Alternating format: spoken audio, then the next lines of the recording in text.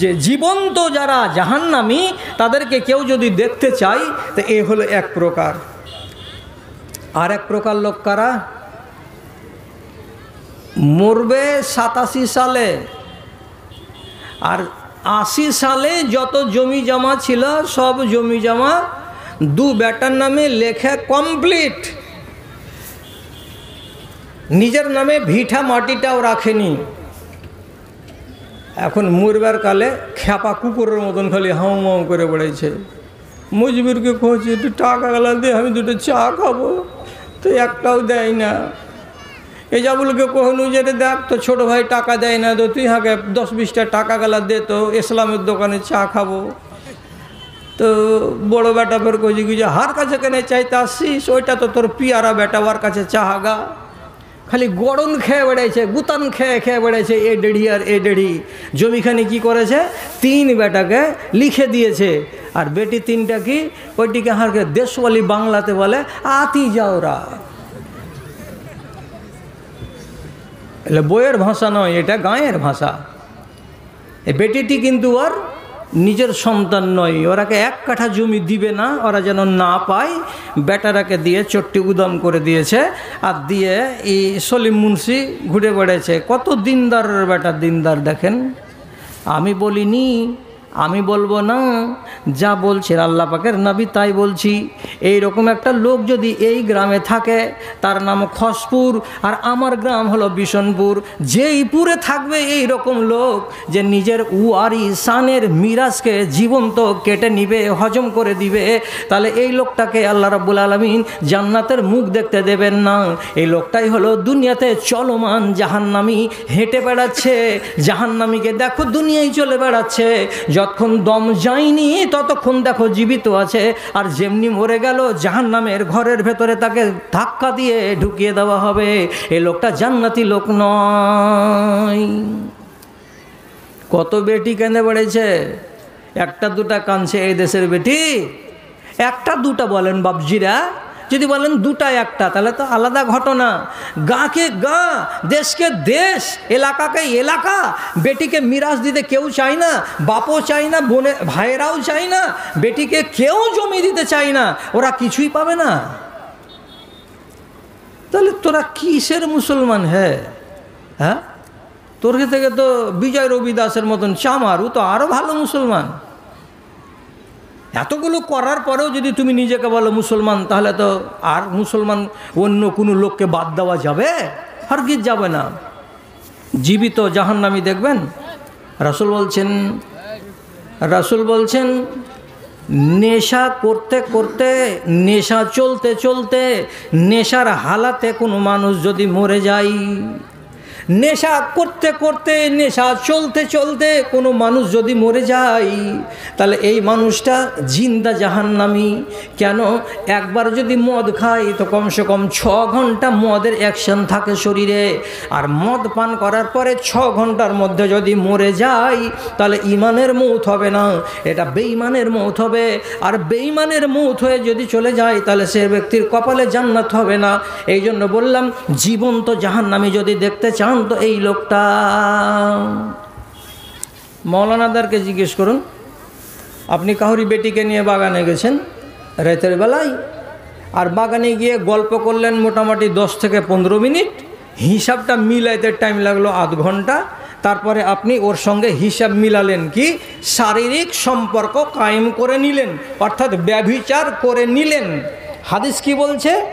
যখন আপনি বেরিয়েছিলেন, আমি করে দিচ্ছি, যখন আপনি বেরিয়েছিলেন বাড়ি থেকে ব্যভিচার করার নিয়তে, তখন থেকে নিয়ে ব্যভিচার করে নেওয়া পর্যন্ত এবং তারপরে বাগান থেকে বাড়ি এসে পাক হওয়া পর্যন্ত, এই সময়ের ভেতরে আল্লাহ রাব্বুল আলামিনের নবী বলছেন তুমি তোমার শরীর তোমার বুকের ভেতর থেকে ঈমান বেরিয়ে যায়।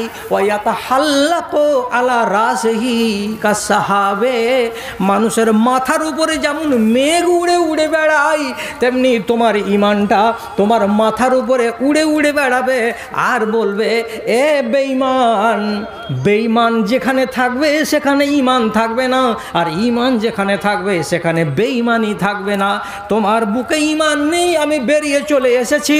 যতক্ষণ তুমি এই কাজ থেকে ফিরে না আসবে ততক্ষণ তোমার বুকে আমি ফিরে আসব না, তোমার বুকে আমি ফিরে আসব না। এই কথা বলে আওয়াজ দেয় কে? তো আপনার ঈমান। আর ওই হালাতে বাগান থেকে ফিরার পথে যদি সাপে কামড়িয়ে নেয় কিংবা কোনো কারণে যদি মৌত হয়ে যায়, আল্লাহর কসম খেয়ে বলছি লোকটা ঈমানের মৌত মরল না, লোকটা শিয়াল কুকুরের মরণ মরে গেল। আর এ জীবন্ত জাহান্নামী দুনিয়াতে বেঁচেছিল, এবার মরার পরে আসল জাহান্নামে সে চলে গেল। দিনকে ভালোবেসে ইজ্জতওয়ালা হয়, আর আমাদের দেশের মুসলমান দিনকে বুড়া আঙুল দেখিয়ে এরা মুসলমান হতে চাইছে না।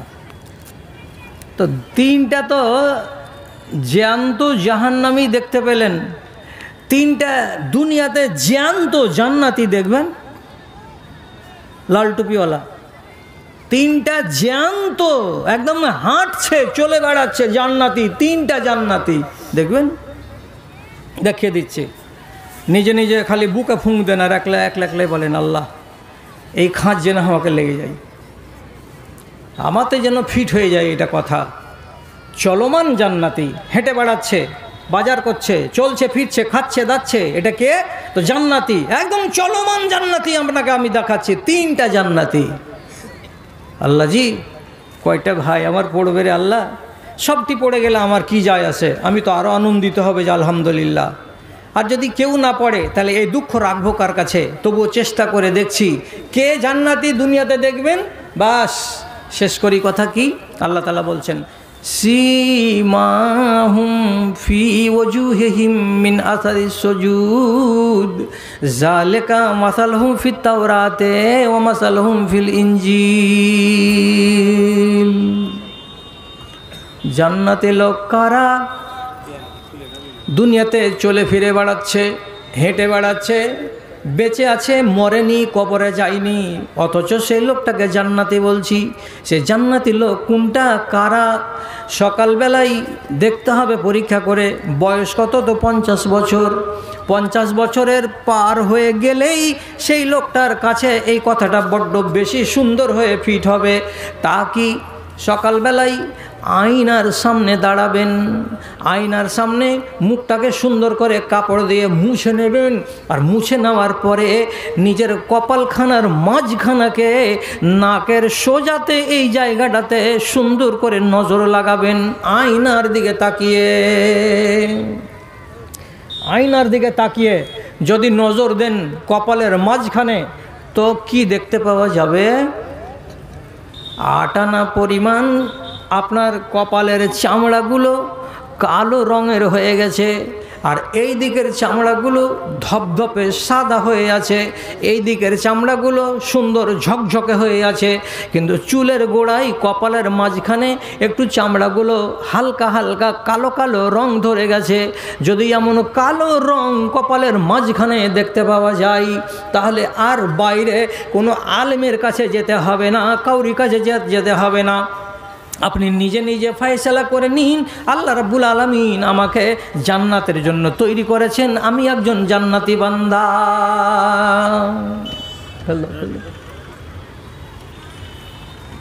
20 বছরেও হবে খুব কম, 30 বছরেও হবে খুব কম, 40 বছরে হতে পারে কিন্তু কম, কিন্তু 50 বছর যখন হয়ে যাবে আপনি হয়ে যাবে।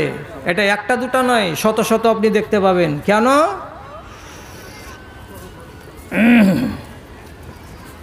কড়া জিনিসে গিয়ে যদি আঘাত খায় তো জায়গাটা কালো হয়ে যায়।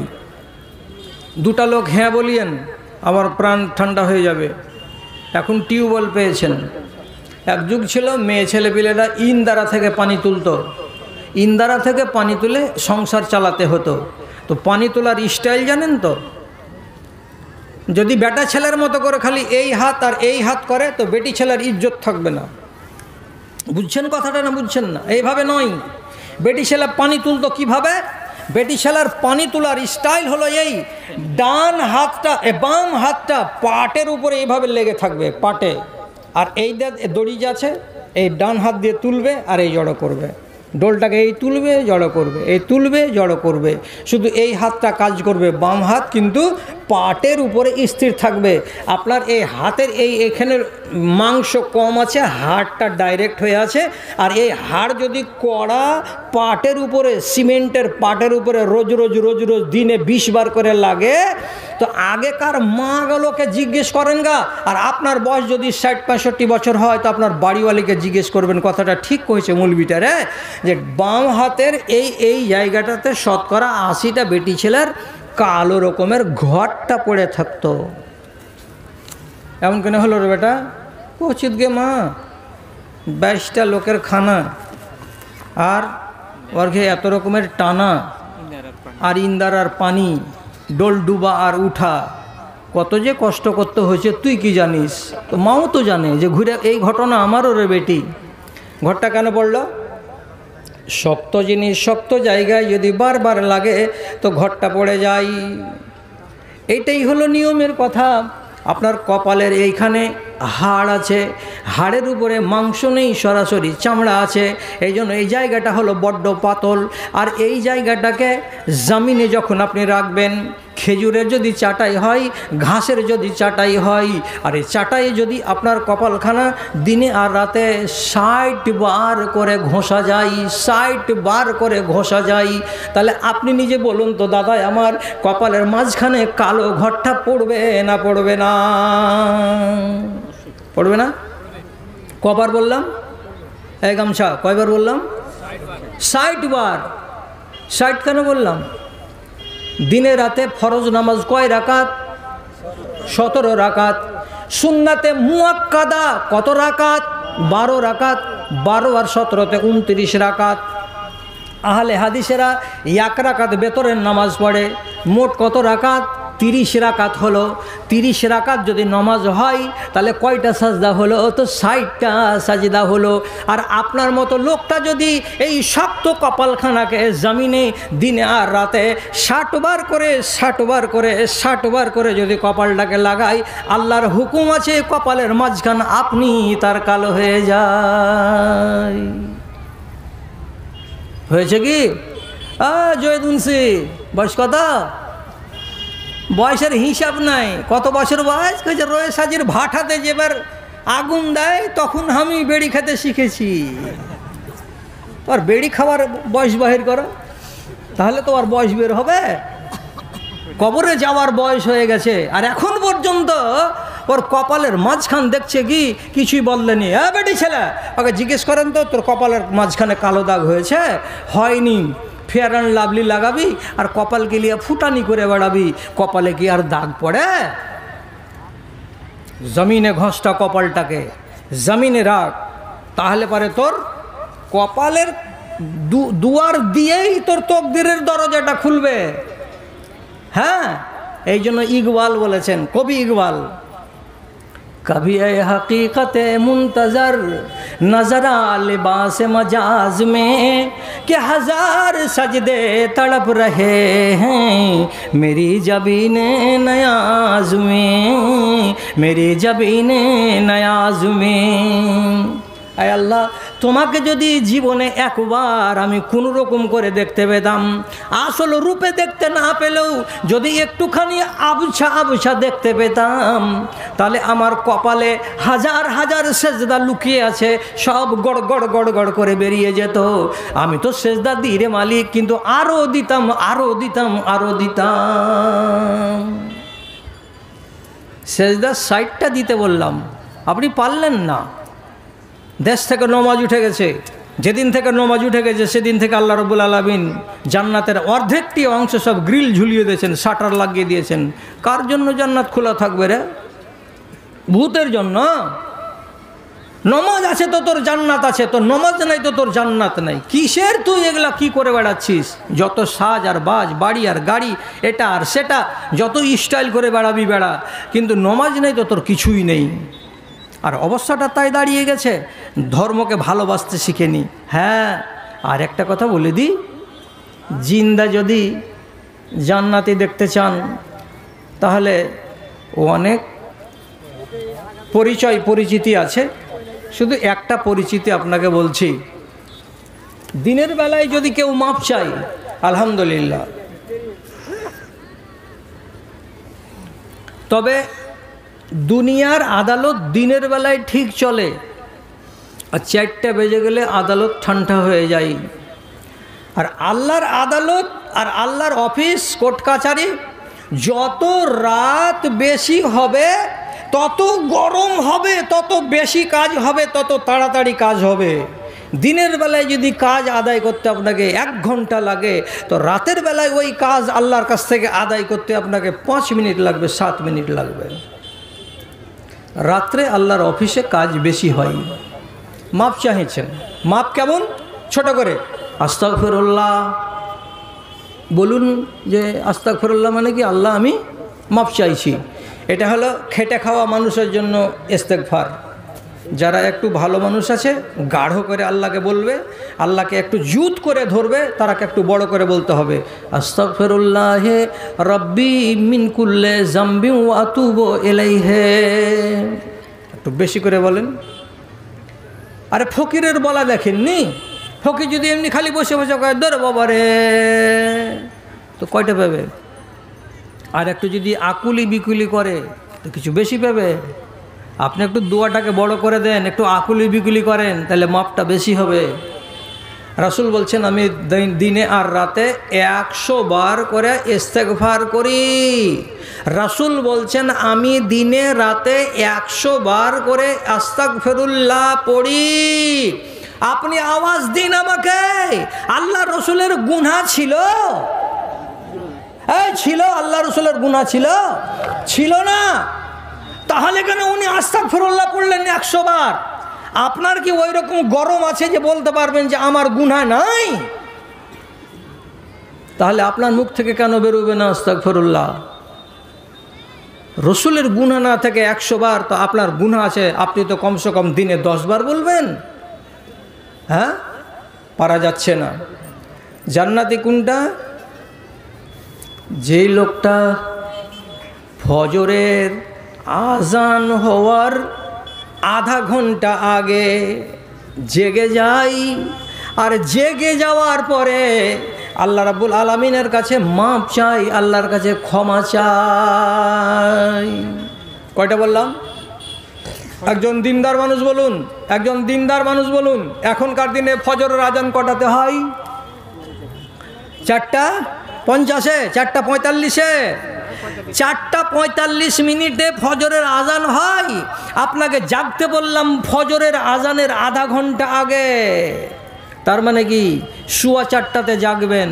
আর 4:15 রাতে জেগে যে লোকটা কি বলবে? আল্লাহ আমাকে মাপ দাও। আপনি বলবেন যে হাজি আজান হয়নি, তার আগে আমি চেতন হব আর হয়ে বলবো আল্লাহ আমাকে মাপ দাও। হাজি তুমি কোনো ওয়াজ টজ ভালো পাও না যে? এইটা আমি কেন বললাম? আমি হাত তুলাবো না। আর মানুষকে, কেউ যদি এরকম ভালো মানুষ থাকেন তো আমি লোকের সামনে আপনাকে প্রকাশ করব না। আর কেউ যদি না থাকে তাহলে আমি আপনাদেরকে বেইজ্জত করব না। এই জন্য বলছি, যারা তাহাজ্জুদের নামাজ পড়ে তারা জানে তাহাজ্জুদের নামাজ পড়বার আগে কি কি করতে হয়।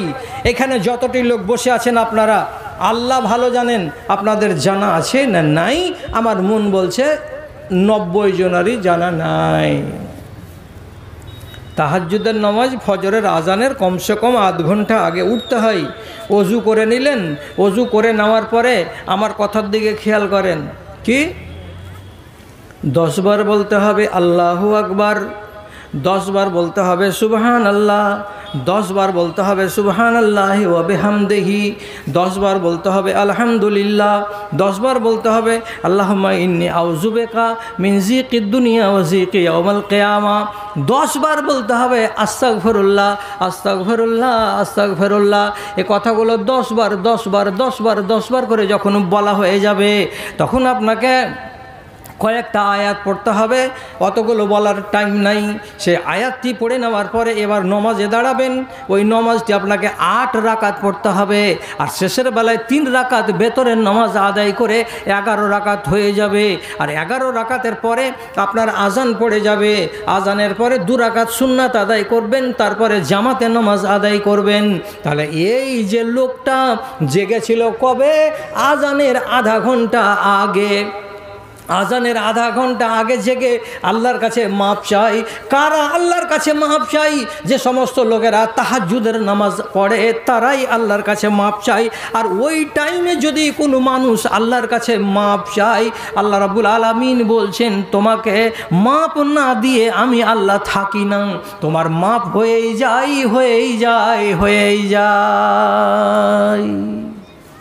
যার মাপ হয়ে গেল একদম জিন্দা জান্নাতি আল্লাহর দুনিয়াতে হেঁটে বেড়াচ্ছে। কইছে মৌলভী সাহেব কোনোটাতে পড়লাম না, কপাল তো ধলো হয়েই আছে, কালো হয় না। আর এরকম করে জিন্দগি কাটাইলে কপাল কালো হবে না, ওইভাবেই মরে যেতে হবে। আর 2 নম্বরটা যদি বললাম তো বলছে কে ফরজ নমাজখানি পড়তে পারি না, আর তুমি আমাকে রাত 4টার সময়তে তাহাজ্জুদের নমাজ পড়িয়ে লিবা। যত বরকত তাহাজ্জুদে, যত বরকত রুজিতে, রাতের নমাজে, যত বেটি ছেলে পিলে আল্লাহর কাছে দোয়া করবে আল্লাহ আমাকে একটা ভালো স্বামী দাও, আল্লাহ আমাকে ভালো সুখের সংসার দাও, সব কবুল হবে কবে? তো তাহাজ্জুদের নমাজে। তাহাজ্জুদের নমাজে যেটা লুৎফ আর মজা আছে এটা আপনি পাবলিক তো জানেন না। मस्जिद से अब तक दूर थे, अंदर गया तो अच्छा लगा, सागर से भी गहरा है ये, डूब कर अच्छा लगा, डूब कर अच्छा लगा।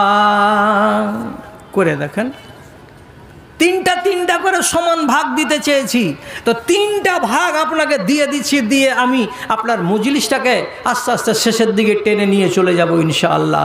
3 নম্বর যেই লোকটা জান্নাতি, ও নিজেকে যদি জান্নাতি হিসাবে ঘোষণা করতে চাই, তাহলে একটা এতটুকুনি হাদিস বলছি, আর বলার পরে আপনাকে প্রশ্ন করব, ভাইজান আর বাপজান আপনি এর মধ্যে পড়ছেন না পড়েন না। তা কি?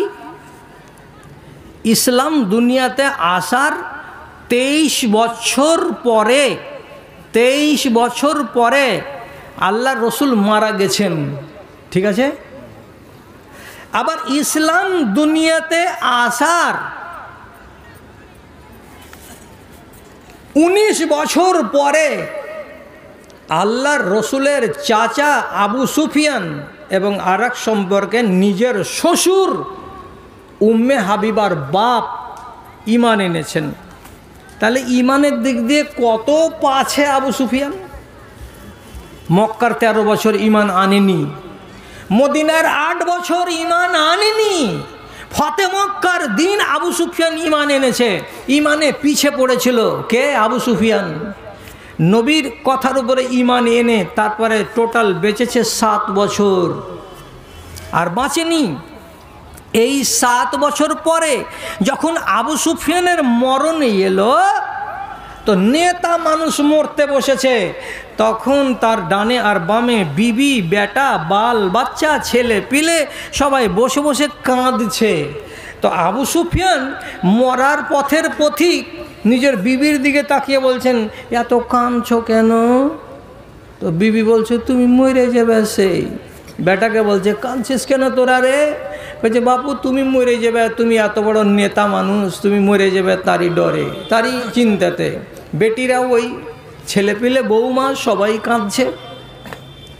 আবু সুফিয়ান নিজের সবটি ছেলে মেয়েকে, স্ত্রীকে একটা জব দিয়েছিল, কথাটা বলে সোনার অক্ষরে লিখে রাখেন, সোনার অক্ষরে লিখে রাখা যাবে, এত সুন্দর কথা। আবু সুফিয়ান কি বলেছিলেন? ফাইন্নি লাম আতানাত্তাফ বেখাতিয়াতিন মুনজ আসলাম। তো বাড়িওয়ালি রে, আমি মরে যাচ্ছি তার জন্য কাঁদবি না, বেটারে তোরা আমার কাঁদবি না, আমি মরে যাচ্ছি বলে। ওরে আমার বেটিরা, আমার বৌমারা, আমি মরে যাচ্ছি বলে তোরা কেউ কাঁদবি না। কেন কাঁদবি না, কেন কাঁদবি না? যে আমি 7 বছর হলো আমার ইমানি জিন্দগি কাটা, তারপরে আজকে আমি মরতে বসেছি। এই যেদিন থেকে ইমান কবুল করেছি সেদিন থেকে নিয়ে আজ পর্যন্ত কাবিরা গুনাহ দূরের কথা, বড় বড় গুনাহ করা দূরের কথা, চুরি ডাকাতি রাহাজানি ছিনতাই ব্যভিচার মদ্যপান করা দূরের কথা। ফাইন্নি ইল্লাম আতানাত তাব্বে খাতিয়াতিন, একটা ছোট সাগিরা গুনাহ, একটা ছোট ছোট যাকে আমরা একবারে অনুপরিমাণ গুনাহ বলি, সাগিরা গুনাহ বলি, এমন একটা সাগিরা গুনাহ পর্যন্ত এই 7 বছরের ভেতরে আমি করিনি, আমি করিনি, আমি করিনি। আমার গায়ে গুনার একটা লেশ মাত্র নাই। বিনা গুনাতে আমি কবরে যাচ্ছি, আমার গাটাকে পরিষ্কার করে নিয়েই। সুতরাং আমি কবরে গেলেই আল্লাহর জান্নাতে যাব, আমার মরার উপরে কোনো চিন্তা নাই, তোমরা চিন্তা করিও না। সাগিরা গুনাহ পর্যন্ত করিনি, কাবিরা তো অনেক দূরে আছে। তা এইরকম একটা দাবি করতে পেরেছে লোক, সেটাকে তো আবু সুফিয়ান। আমাদের দেশে এরকম বীর বাহাদুর কেউ আছে যে আমি কোনো গুনাহ খাতা করিনি আর না করে আমি কবরে যাচ্ছি? তো এরকম সাহস করে কেউ বলতে পারবে? লোকই তো নাই এরকম। যেদিকেই দেখবেন গুনাহ আর গুনাহ আর গুনাহ আর গুনাহ, কাউরি ছোট, কাউরি কম, কাউরি বেশি, কাউরি বড়, ইত্যাদি ইত্যাদি গুনাহতে আমরা সবাই যার যার যার যার হয়ে আছি। বন্ধুরে, দিন ইসলামকে ভালোবাসতে শিখেন, ভালোবাসতে শিখেন। কেন ভালোবাসতে শিখবেন? কেনর ব্যাপারে একটাই মাত্র কথা বলবো, আর বলার পরে আপনাকে আমি ছুটি দিয়ে দিব, আর আপনার সময় নষ্ট করব না। আমি আগেই বলেছিলাম জালসা কমিটিকে, বর্তমান জমানায় 9টা পর্যন্ত লোক জালসাগাহে আসে না, আর 12টা যেমনি বাজতে যাবে 11টার পরে পরে আর মজলিসে লোক থাকবে না। এটাই হলো কথা। তো এই জন্য আপনাকে বলছি যে দাদারে আমার একটা কথা আপনাকে আর শোনাবো, আর শুনিয়ে দিয়েই আপনার এখান থেকে বিদায় নেব, যে আপনি মুসলমান হয়ে দিনকে ভালোবাসবেন না কেন? প্রশ্নের উত্তর শাহিনুরকে দিয়ে ওই জবাব দিবে। এই যে শাহিনুরের প্রশ্নের উত্তর জমা আছে, প্রশ্ন দিয়েছে যে প্রশ্নের জবাব দিতে হবে। কতটি যে আক্কেলওয়ালা আছে যে শাহিনুরকে প্রশ্ন দিয়েছে যে আপনি জবাব দেন। কত বড় মাওলানার বেটা মাওলানাকে প্রশ্ন দিয়েছো তোমরা। তোমাদেরও ইমানে ভেড়ি চড়ে গেছে, আর তোমাদের আক্কেলে এমন হয় চামাচিক্কা খেয়ে নিয়ে চলে গেছে যে দেশে এগুলো আলেম থাকলো না, ওগুলো আলেম থাকলো না। যেটা আলেমের উপরে তোমার বিশ্বাস হবে সেই আলেমটাকে তুমি করতে পারলে না। আর তুমি করলে কি, একটা সাধারণ আম শিক্ষা বাংলা পড়া একটা মানুষকে বলছে কি যে আপনি আমাদেরকে ফতুয়া দেন। হাদিসে লেখা আছে কি, যখন তোমাদের শরীয়ত বলার কোনো লোক হবে না, তাহলে মনে করে নিতে হবে যে কিয়ামত কাছে চলে এসেছে। হ্যাঁ, কিয়ামত কাছে চলে এসেছে। তুমিও গুমরাহ হবে, আর যে তোমাকে মশলা শোনাবে সেও গুমরাহ হবে। তো তোমাদের সময় কাছে চলে এসেছে। আমি লম্বা করছি না, এটা মশলা শোনাবার স্টেজ নয়। তোমার দরকার আছে, আমি মাদ্রাসার আগাদিকে আমার গাড়ি খাড়ো করা আছে, ওখানে তুমি যাবে, আমি 2 মিনিটে তোমার মশলাটার আমি জবাব ইনশাআল্লাহ দিয়ে দেবো, বাস কাফি। গ্রামবাসীকে শোনাতে হবে, ওইগুলো স্টাইল আমি করি না, আর ওইগুলো স্টাইল আমি ভালোবাসি না। হ্যাঁ, কথাটা কি বলছিলাম? আপনি মুসলমান, ইসলামকে ভালোবাসতে শিখলেন না। হযরত উমর রাদিয়াল্লাহু তাআলা আনহু বললেন, আমরা ছিলাম ছোট লোক, আমরা ছিলাম অসভ্য, আমরা ছিলাম বর্বর, আমাদের মতো ছোট লোক আল্লাহর দুনিয়াতে কেউ ছিল না। কেমন ছোট লোক? বলছে আমরা আমাদের মাকে বিয়ে করেছি। আস্তাগফিরুল্লাহ। আমরা আমাদের বাড়িওয়ালিগুলোকে স্বামী মরে গেলে মাঠে ফেলে রেখেছি 1 বছর। আস্তাগফিরুল্লাহ। আমাদের বাড়িওয়ালিদের যদি মাসিক হয়ে গেছে আর রাতের বেলায় জানতে পেরেছি, তো লাত মেরে বাড়িওয়ালিকে বিছান থেকে নামিয়ে দিয়েছি। আস্তাগফিরুল্লাহ। দিনের বেলায় কোনো বেটি ছেলেকে যদি সুযোগ পেয়েছি, আমরা তার ইজ্জতকে লুটে নিয়েছি, কোনো বিচার হতো না, সালিশ হতো না, এত বড় কাজ আমরাই করতাম। আস্তাগফিরুল্লাহ। আর এই লোকগুলোই বলতে বলতে বলছে মরা মানুষকে মাটি দিয়ে তুমি বাড়ি আসবে। আর আমাদের দেশেরই কোনো লোক রাতের বেলায় 7 মিটার কাপড় মাইয়াতের গা থেকে কবরকে উঝড়িয়ে খুলে ফেলে দিয়ে কাপড়খানি নিয়ে পালিয়ে আসবে, তোমার বাপকে ন্যাংটা করে কবরে ফেলে দিয়ে চলে আসবে। তাহলে লাশের গা থেকে কাফন চুরি করে নেওয়ার মতো ছোট লোকই কাজ করেছে কে? তো আমরা। আমাদের মতো ছোট লোক দুনিয়াতে আর কেউ ছিল না। এই করতে করতে করতে করতে আমরা ছোট লোকের একবারে শেষ পর্যায়ে চলে গেছিলাম। আমার নিজের জন্ম দেওয়া বেটি আমার স্ত্রীর পেট থেকে যদি পয়দা হয়েছে, তো বেটি দেখেছি বলে কি করেছি, ওর টুটিকে দিনের বেলায় চিপে দিয়েছি, মা কাঁদতে থেকেছে, আমরা বেটিকে বরদাস্ত করিনি। এত ছোট লোক আমরা ছিলাম। শেষে হয়তো তোমার কি বলছেন, আযানাল্লাহু বিল ইসলাম। যেদিন কোরআন এলো, আমরা এক এক করে কোরআন আমাদের উপরে নাজিল হতে লাগলো, একটা একটা করে আমাদের উপরে বিধান আসতে লাগলো। আর আমরা এই দেশের মানুষ একটা একটা করে কোরআনগুলোকে আমরা মানতে লাগলাম। যখন আমাদের খাওয়ার নীতিকে আমরা মেনে নিলাম, যখন আমরা আমাদের পেশাবের নীতিকে মেনে নিলাম, যখন আমরা আমাদের পায়খানা করার নীতিকে মেনে নিলাম, যখন আমরা আমাদের বিয়ে শাদীর নীতিকে মেনে নিলাম, তখন থেকে আমরা কোরআনকে মাননেওয়ালা হয়ে গেলাম। আর যেদিন থেকে আমরা কোরআনকে মাননেওয়ালা হয়ে গেলাম, সেদিন থেকে আমাদের ইজ্জত উপর দিকে উঠতে লাগলো, উপর দিকে উঠতে লাগলো। আমাদের মতো ইজ্জতওয়ালা লোক আল্লাহর দুনিয়াতে আর কেউ নাই। কত ইজ্জত আছে সৌদি আরবের, আপনাকে বলছি। আরে হ্যাঁ না বলেন, এখানে যে 500 জন লোক আছেন, আপনি নতুন জুতা পায়ে দিয়ে চামড়ার আপনার গ্রামের মসজিদে জুমার দিন যান, একদম সদর দরজার কাছে রাখেন, আর 2-4 রাকাত নমাজ নফল পড়ে টড়ে যদি শেষের বেলায় বেরিয়ে আসেন, দেখবেন আপনার জুতার জায়গাতে 17 বছরের পুরানা জুতা রাখা আছে, আর আপনার জুতা আউট হয়ে গেছে। কিজিবাজি হয় না? আচ্ছা, এই জুতাগুলা কি শয়তানেরা বাপ বেটাতে পিঁধে? চুরিটা কে করলো কহেন তো? এই মুসলমানগুলো চুরি করছে। হ্যাঁ, তাহলে এরা কত দূর নিচে নেমে আছে। এখনো তার কাছে চুরি সম্বন্ধে জ্ঞান যায়নি বলে আপনি এখন পর্যন্ত নিজেকে বড় লোক বানাতে পারেননি। আর ওরা কি করছে, ওদের কথা বলবো একটু বলি, আর টাইম নিব না। 11 বাজতে চললো, 12 বাজতে চললো, মানে 15 মিনিট আমাদের লিমিটেড টাইমের বেড়ে গেল। একটু শুধু বলি, আজান হচ্ছে কাবার প্রাঙ্গণে, যেমনি মাইকে আজান পড়বে, আল্লাহু আকবার আল্লাহু আকবার, আজান পড়ার সঙ্গে সঙ্গে যত দোকান পাট আছে আরবের মসজিদে, টোলাই টোলাই পাড়াই পাড়াই, সমস্ত মসজিদে দোকানের শাটারগুলো অর্ধেকটা করে নামিয়ে দেবে, অর্ধেকটা করে নামিয়ে দেবে।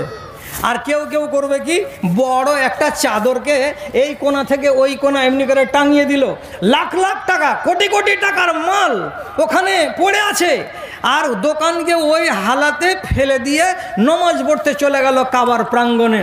কোনো দোকানে গ্রিল লাগা নাই, কোনো দোকানে শাটার লাগানো নেই, কোনো দোকানে তালা মারা নেই, সব সোনা আর চাঁদি, কাপড় আর জুতা আর স্যান্ডেলের হাজার হাজার দোকান পড়ে আছে। ভারতবর্ষের খসপুরের যদি একটা নতুন ছেলে হঠাৎ করে আরব যায়, আর দেখার পরে বলে, হবে এই শালারা সব কি পাগলার বেটা, পাগলা নাকি বে? হ্যাঁ, লাখ লাখ টাকার মাল রাখা আছে আর দোকান খুলে দিয়ে চলে গেছে। কত তোর হিম্মত ছিল একবার খসপুরে এসে দেখ, বলবে না?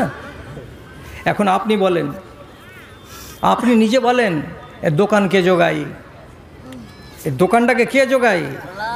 আল্লাহু আকবার। রব্বুল আলামিন বলছেন, তোরা হাইয়া আলাল ফালা আওয়াজটা শুনতে পেয়ে কাবার প্রাঙ্গণে এসে আমার দ্বীনের যোগানদারি করবি। আমি তোদের আল্লাহ, তোদের দোকানগুলোর আমি নিজে যোগানদারি করব। যা রে বান্দারা যা, তোদের বুকে ইমান চলে এসেছে, তোদের অন্তরে ইমান ঢুকে গেছে, তোরাকে আর কেউ গুমরাহ করতে পারবে না। তোদের ইমান যদি বুকে ঠাঁই পেয়ে যায়, তুই চুরিও করবি না, তুই ডাকাতিও করবি না, তুই রাহাজানিও করবি না। তোর সামনে হাজার মাল যদি পড়ে থাকে, তুই কাউরি মালে হাত লাগাতে যাবি না। এটাই হলো তোর কোরআনের শিক্ষা। তুই কোরআনকে বুকে জড়িয়ে নিয়েছিস, তোর ইজ্জত বেড়ে গেছে। আর যার কারণে তোরা এই আরবের লোক সবাই ইজ্জতওয়ালা হয়ে গেছিস। তোদের ইজ্জতকে ধারে কাছে আর দুনিয়ার কোনো মানুষ যেতে পারবে না। ভাইজানেরা, দুটো রোগে আক্রান্ত আমি, দুটো রোগে আক্রান্ত। আগে থেকে জানেন যে আমি তো পেট কাটা ডবল অপারেশনের লোক। আর তারপরে দুটো রোগে আক্রান্ত হচ্ছি এই যে আমার লিভার খুব তাড়াতাড়ি গরম হয়ে যাচ্ছে। আর লিভার যেমনি গরম হচ্ছে, সাথে সাথে আমার পেট ব্যথা করছে। আর এটা করতে আমাকে নিষেধ করছে। আর আমি যদি বুড়াতিকালে শর্ত চাপাচ্ছি পাবলিকের উপরে কি বলে, আমাকে রাত 9টাতে দিতে হবে, আমি 1.5 ঘন্টার বেশি বকতে পারবো না, তখন সবারই মাথা খারাপ হয়ে গেছে। ওইটা করা যাবে না মৌলী সাহেব। ঠেলার নাম বাবাজি, শেষের বেলায় তুমি এটা ব্যাগ ওদিকে নিয়ে যাও, ওই কাঁধাতে নিয়ে যাও। ঠেলার নাম বাবাজি, আপনার স্বার্থ দেখতে গিয়ে আমাকে কত জায়গাতে 1.25 ঘন্টা, কত জায়গাতে 2 ঘন্টা, খুব কম জায়গাতে মানুষ আমাকে 1.5 ঘন্টায় ছাড়ছে। তো যাক, আজকে আমি খসপুরে এসে 1.25 ঘন্টাতে যে ছাড়া পাচ্ছি, 1.25 ঘন্টা থেকে তো বেশি, 1.25 ঘন্টা থেকে বেশি হয়ে গেল, ছাড়া পাচ্ছি আলহামদুলিল্লাহ, তার জন্য আমি খুশি। এবার হেফজুর রহমান 1000 টাকা, হেফজুর রহমান 1000 টাকা। আপনাদের সামনে একটা ঘোষণা দিই, কান খুলে শুনুন কথাটা, মেয়ে ছেলে। আচ্ছা, কথাটা কি, আপনি এখান থেকে যান তো আপনি আমাকে 10 টাকার ফকির, আমাকে 10 টাকা দিয়ে যান। 1 2 নম্বর কথা, যারা যারা ওয়াজ করার জন্য মুখটা সুড়বুড় করছে, কিছু শিখবা, তো 40টা সাহাবীর আজব কথা লিখে একটা বই করেছি, সাহাবীদের আজব ঘটনা, 150 পাতার বই। বইখানার দাম হলো 40 টাকা। এর সাথে আপনাকে আরেকখান বই দিব, তো ওইটার দাম নিব না, ওইটা ফ্রি। তো একখানা সাহাবীর জীবনী পড়ার জন্য বই আপনার বেটি বেটাকে পড়াবেন, তো একখানা বইগুলো নিয়ে যান, সাহাবীদের আজব ঘটনা, আর তার সাথে একখানা বই ফ্রি। ওইটা বইয়ের দাম আমি নিব না। ডান দিকে আসেন আর ওইখানে একখানা বইগুলো নিজের ছেলে মেয়েদের জন্য নিয়ে যান, অনেক জ্ঞান পাবেন। বিশেষ করে যারা নমাজ পড়ায়, জুমা পড়ায়, যারা আঞ্জুমান করে, এরকম ছেলেপিলেদের জন্য খুবই কাজ দিবে বইটা। তো আমি মেহনত করে লিখেছি, শেষের বেলায় আপনি নেবেন, পড়বেন, জ্ঞান পাবেন, আমারও কিছু সওয়াব হবে, আপনারও কিছু লাভ হবে। এবার আগে আসুন ওদিকে, ওই মাথায়, ও মাথায়, ও মাথায়, ও মাথায়, ও মাথায় কেউ দিবেন আমাকে 10 টাকা করে, 20 টাকা করে কেউ দিবেন? তোমার আদেশে দিন চলে যায়, তোমার আদেশে দিন চলে যায়, আধার নেমে আসে রাতে, কত যে শক্তি লুকায় রেখেছো।